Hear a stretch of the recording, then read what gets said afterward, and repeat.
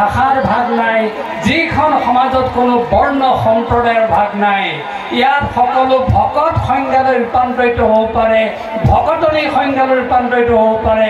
সঁচা বৰা, শইকীয়া, গোস্বামী, শৰ্মা, দত্ত কোনোবা আহি নাম গাব পাৰে, কিন্তু সকলো ব্যক্তিগত উপাধি নাইকিয়া কৰি এখন ভকত সমাজলৈ, ভকতনী সমাজলৈ ৰূপান্তৰিত কৰা সমাজখনেই হৈছে এইখন নামৰ সমাজ।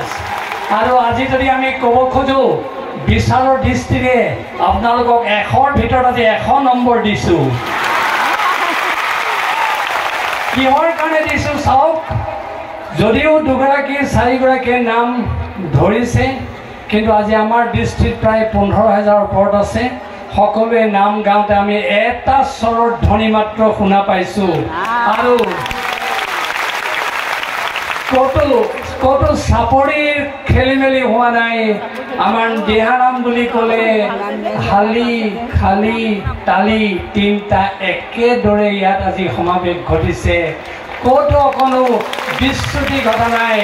সেয়া আমি আজি ক'ব খোজোঁ, অসমৰ আইসকলৰ এই যিটো মহৎ শক্তি, আপোনালোকে যদি প্ৰতিটো মুহূৰ্ততে ঘৰখনত, সমাজত আপোনালোকে প্ৰতিফলিত ঘটাই দেখা পাব, আমাৰ সমাজখনক কোনেও আক্ৰমণ কৰিব নোৱাৰে। আমি সুৰক্ষিত হৈ থাকিম আৰু অসমীয়া সমাজখন এই সত্তাৰে সদায় জিলিকি থাকিব। আমাক কোনেও নিষ্প্ৰভ কৰিব নোৱাৰে। আমি পুনৰবাৰ আপোনালোকলৈ প্ৰণিপাত আগবঢ়াইছোঁ।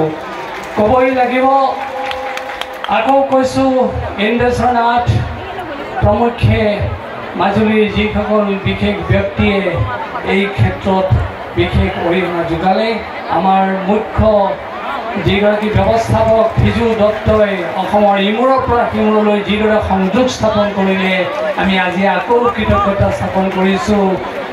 কবিতা বৰা, হিমাদ্ৰী দত্ত প্ৰমুখ্যে অসমৰ 15,000 ৰাইজে একেলগে যিদৰে নাম গালে, ইয়াতকৈ আৰু আমাক সুন্দৰৰ